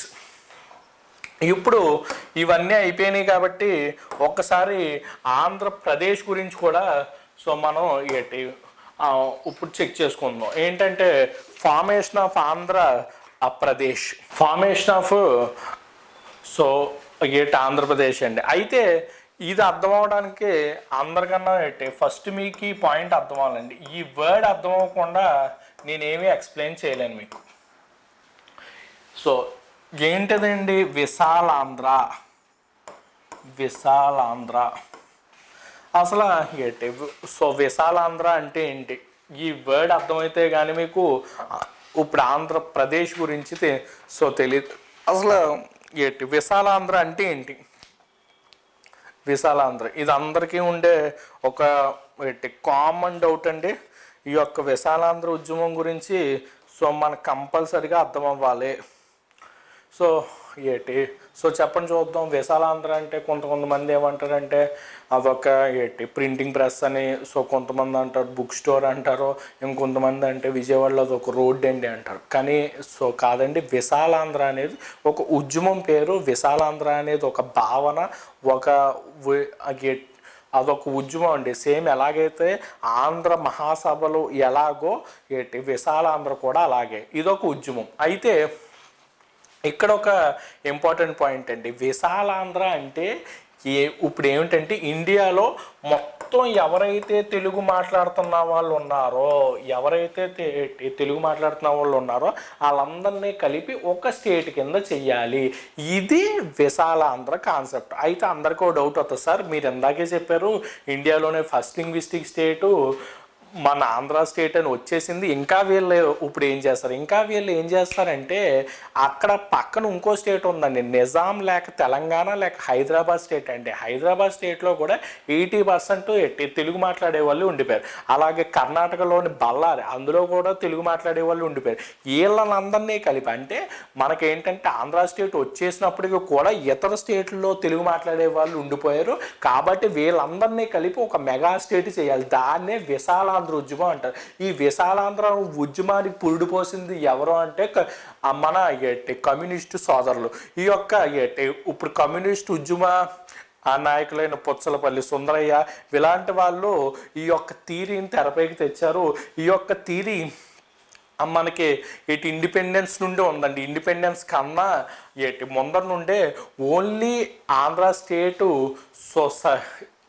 ఆంధ్ర స్టేట్ సాధించే సరిపోదు, ఆంధ్రప్రదేశ్ లేక విశాలాంధ్రను సాధించాలి. ఆంధ్రప్రదేశ్ అన్న వర్డ్ ఎవరికీ తెలియదండి. మీరు కానీ ఇప్పుడు 1953 to 56 మధ్యలో ఉన్న ఏ వ్యక్తిని అడిగినా కూడా వాళ్ళకి ఆంధ్రప్రదేశ్ అన్న వర్డ్ తెలియదండి, విశాలాంధ్ర అంటారు. అయితే మరి విశాలాంధ్ర అని పెట్టకుండా మరి ఆంధ్రప్రదేశ్ అని ఎందుకు పెట్టారు సార్ నేమ్ అనేది కూడా నేను చెప్తాను. ఈ వీడియో మీరు కంప్లీట్గా మీరు చివరి దాకా అబ్జర్వ్ చేస్తే ఆ పాయింట్లు కూడా ఇక్కడ డిస్కస్ చేయడం సో జరుగుతుంది. అయితే ఇప్పుడు మీకు ఇందులో సో గుర్తుపెట్టుకోవాల్సిన ఇంపార్టెంట్ పాయింట్స్ అండి. ఇంపార్టెంట్ పాయింట్స్ ఏంటంటే విశాలాంధ్ర అనే కాన్సెప్ట్ని తెచ్చింది ఎవరో? It was completely CPI concept. CPI అంటే communist party of India. CPI వాళ్ళు తెచ్చిన ఒకానొక కాన్సెప్ట్ అని విశాలాంధ్ర అంటాం. ఇది మీరు గుర్తుపెట్టుకోవాల్సిన ఫస్ట్ పాయింట్. ఇందులో బాగా తెచ్చింది ఎవరంటే పుచ్చలపల్లి సుందరయ్య, పి సుందరయ్య అంటామండి. పుచ్చలపల్లి సుందరయ్య గారు అతను మన ఆంధ్రప్రదేశ్ అసెంబ్లీ మొట్టమొదటి అపోజిషన్ లీడర్ అండి. ఇప్పుడు మన అపోజిషన్ లీడర్ ఎలాగైతే ఇప్పుడు చంద్రబాబు నాయుడు గారు ఉన్నారో, అప్పుడులో మన ఆంధ్రప్రదేశ్కి అసెంబ్లీకి మొట్టమొదటి అపోజిషన్ లీడర్ ఎవరు అంటే సుందరయ్య గారు అండి. ఆ యొక్క సుందరయ్య గారు విజయవాడలో డెవలప్ చేసిన ఒకానొక కాన్సెప్టే విశాలాంధ్ర. అందుకే విజయవాడ అనేది అంతా కూడా కమ్యూనిస్టులకి మంచి కంచుకోట కింద ఉంటుంది ఇప్పుడు. అయితే ఈ యొక్క కాన్సెప్ట్ని కాంగ్రెస్ ఎప్పుడూ వ్యతిరేకిస్తూనే వచ్చింది. కాంగ్రెస్ యాంటీ విశాలాంధ్ర ఇప్పుడు కూడా, వీళ్ళు విశాలాంధ్రని ఎప్పుడూ కూడా సపోర్ట్ చేయలేదు. ఎందుకంటే విశాలాంధ్ర అనే కాన్సెప్ట్ని ఎప్పటి నుండో కమ్యూనిస్టులు తెస్తున్నారు. విశాలాంధ్ర కానీ కాంగ్రెస్ వాళ్ళు సపోర్ట్ చేస్తే కాంగ్రెస్ వాళ్ళకి వచ్చే ఇప్పుడు ఓట్లు పోతాయని ఎప్పుడూ వీళ్ళు విశాలాంధ్ర కాన్సెప్ట్ని సపోర్ట్ చేయలేదు.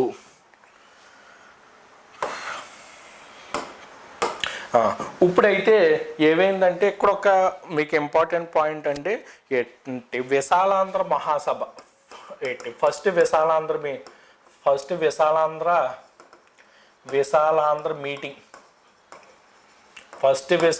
మీటింగ్ ఎక్కడ జరిగిందంటే 1950లో వరంగల్లో జరుగుతుంది. ఇంపార్టెంట్ పాయింట్ అండి, వరంగల్లో జరుగుతుంది. దీనికి అధ్యక్షత వహించింది హైగ్రీవాచారి.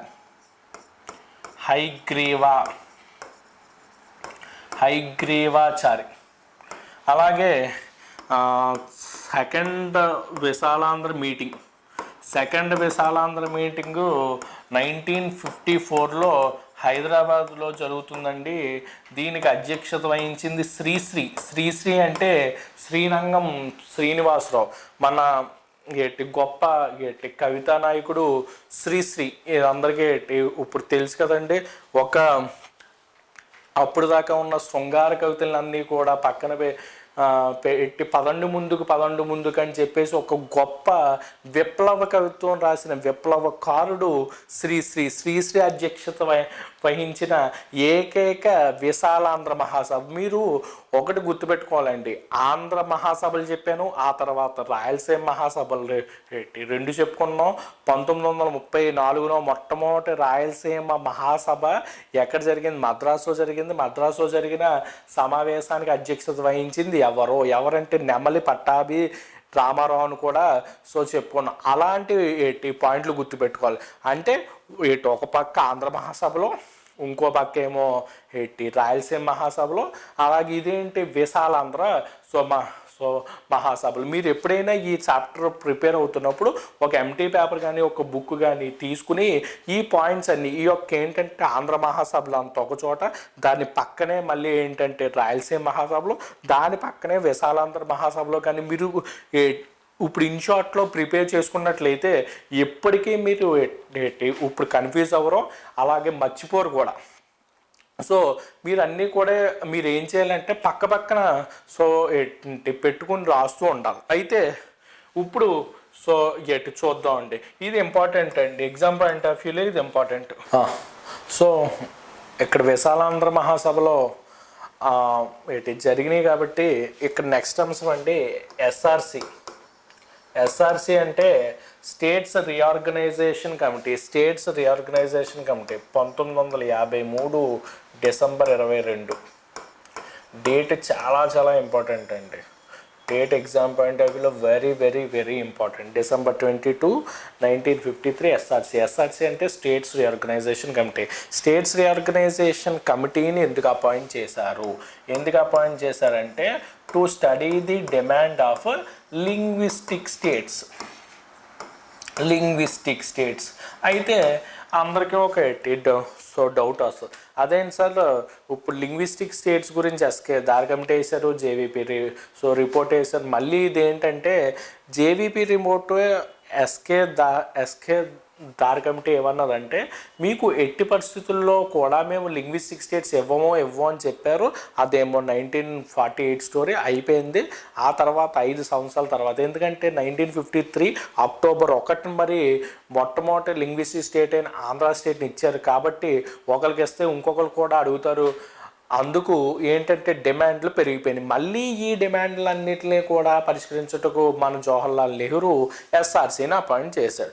సో ఇప్పుడు మీకు అర్థమై ఉంటుందండి, ఎస్కేదార్ కమిటీకి, జేవీపీ రిపోర్ట్కి, ఎస్ఆర్సీకి డిఫరెన్స్ అర్థం చేసుకోవాలి. మనం డిఫరెన్స్ అర్థం చేసుకుంటే ఎగ్జామ్లో బిట్ ఎలా అడిగినా కూడా ఈజీగా ఆన్సర్ చేయొచ్చు. సో ఏటి ఎస్ఆర్సీకి అధ్యక్షుడు ఎవరంటే it was headed by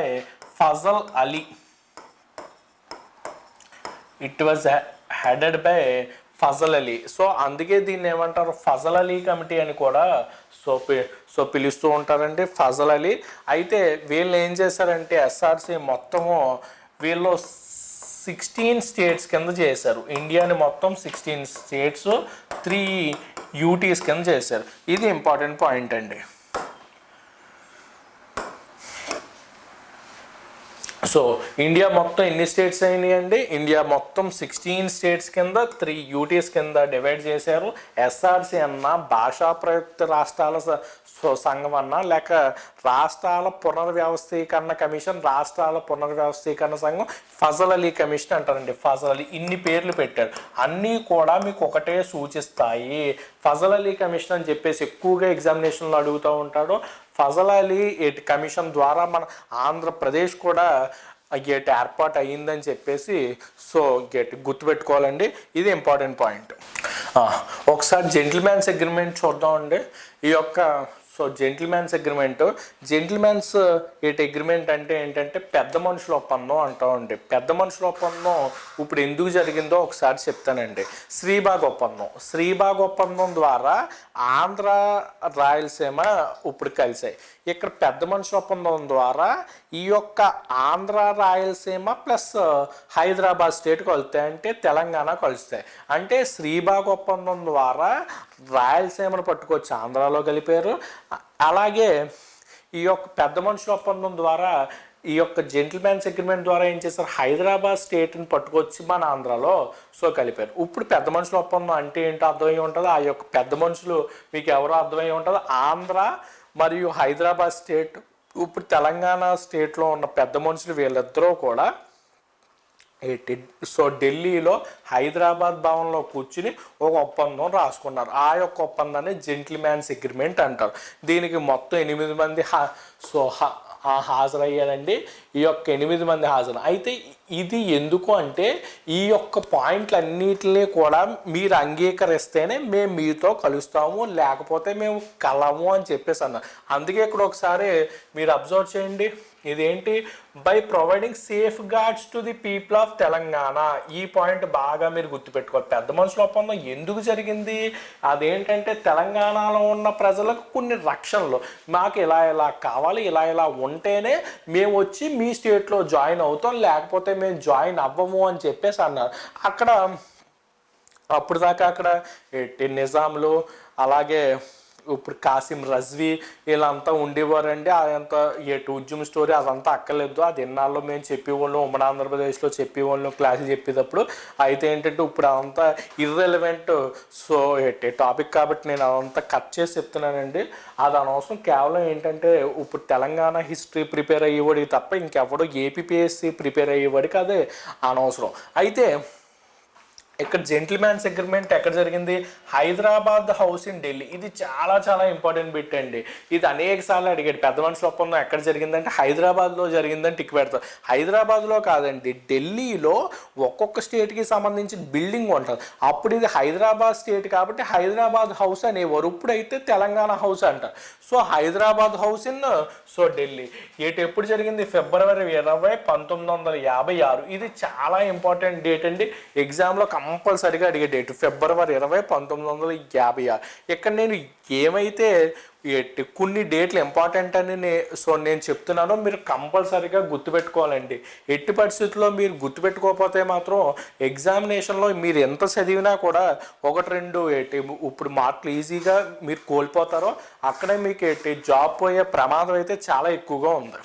so ఇప్పుడు ఇక్కడ ఏంటంటే 4 లీడర్స్ అండి. ఇప్పుడు తెలంగాణ నుండి 4 మెంబర్స్ వచ్చారు, ఆంధ్ర నుండి 4 మెంబర్స్ వెళ్ళారు. అయితే ఇదేం మనం పెద్ద పట్టించుకోక్కర్లేదు.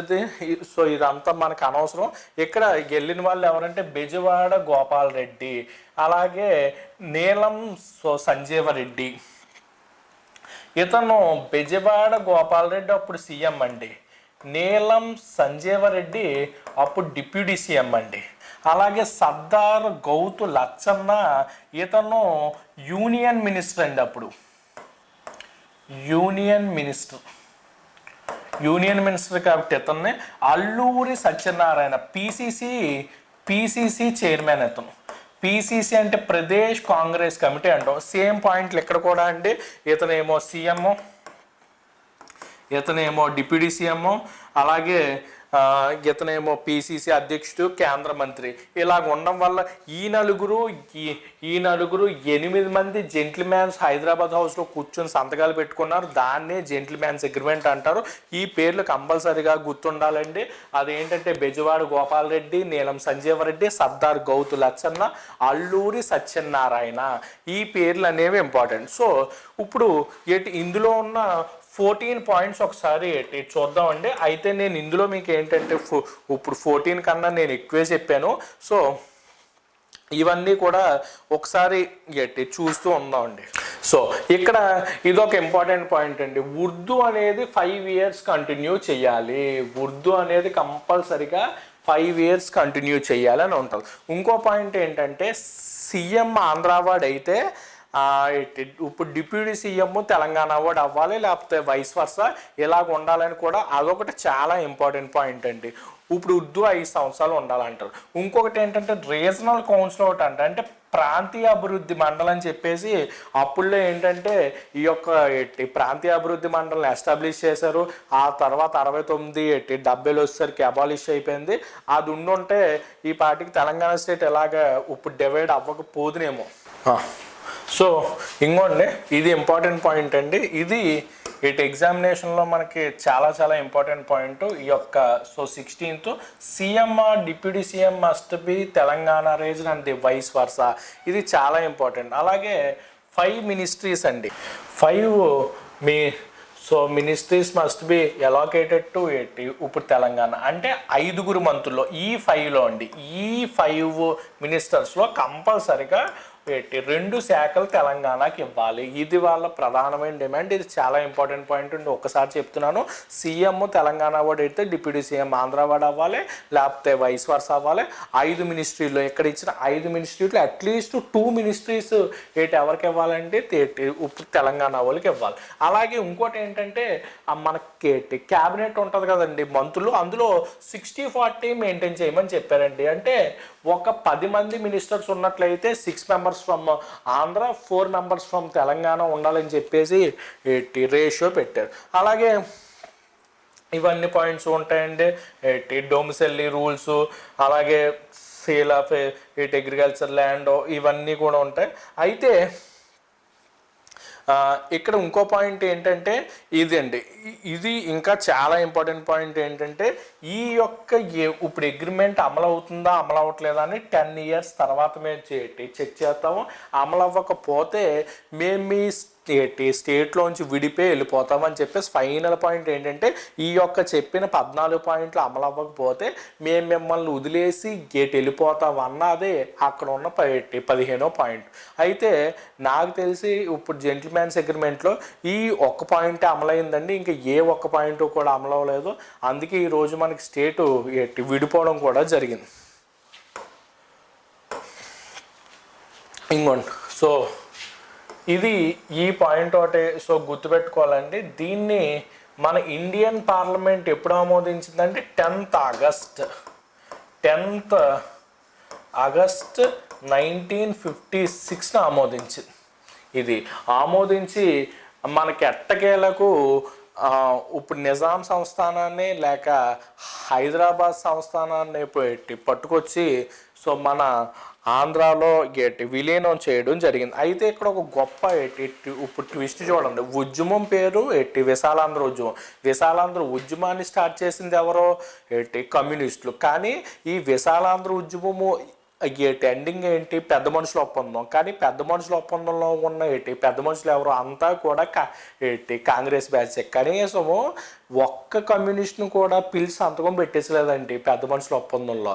అది మీకు ఇప్పటికే అర్థమై ఉంటుందండి. అసలు మనకి 1956లో ఏర్పాటైన స్టేట్ అంటే Andhra plus Kostandhra plus Rayalaseema plus Telangana, ఈ మొత్తము ఇప్పుడు ఎంటిటీకి విశాలాంధ్ర స్టేట్ అని పెట్టాలి పేరు. కానీ ఆంధ్రప్రదేశ్ అని ఎందుకు పెట్టారు, విశాలాంధ్ర అని కానీ పెట్టుంటే మొత్తం క్రెడిట్ అంతా ఎవరో పోద్ది, కమ్యూనిస్టులు పోద్ది. అందుకు ఉద్దేశించి అసలు ఉద్యమం పేరు విశాలాంధ్ర, కానీ ఫైనల్ ఇప్పుడు అవుట్పుట్ ఏంటంటే ఆంధ్రప్రదేశ్. సో మీ అందరికీ ఇప్పుడు క్లారిటీగా అర్థమైందని చెప్పేసి నేను ఎక్స్పెక్ట్ చేస్తున్నాను. ఇది విశాలాంధ్ర ఉద్యమం అండి. ఈ యొక్క విశాలాంధ్ర ఉద్యమము అలాగే పెద్ద మనుషుల ఒప్పందం ద్వారా మనకి ఆంధ్రప్రదేశ్ అనేది ఇప్పుడు ఏర్పాటయ్యడం సో జరిగిందండి. నవంబర్ 1, 1956.